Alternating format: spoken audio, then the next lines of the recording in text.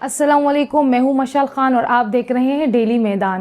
پاکستان میں گزشتہ سال اکتوبر میں 26ویں آئینی ترمیم کی منظوری کے بعد اب حکومت 27ویں آئینی ترمیم پر مشاورت کر رہی ہے، جس میں آئینی عدالت کے قیام، NFC کے تحت صوبائی حصے میں کمی کی پابندی ختم کرنے اور آئین کے آرٹیکل 243 میں مسلح افواد سے متعلق تبدیلیاں شامل ہیں۔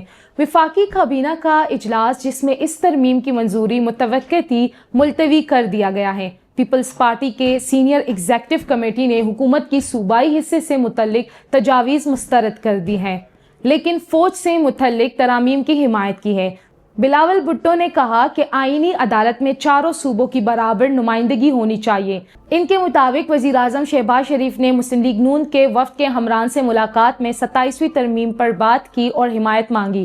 تجاویز میں آئینی عدالت کا قیام، ایگزیکٹو مجسٹریٹس کی بحالی، ججوں کی منتقلی، NFC میں صوبائی حصے کے تحفظ کا خاتمہ، آرٹیکل 243 میں ترمیم، تعلیم اور آبادی کی منصوبہ بندی کے اختیارات وفاق کو واپس دینا اور الیکشن کمیشن میں تعطل ختم کرنا شامل ہے۔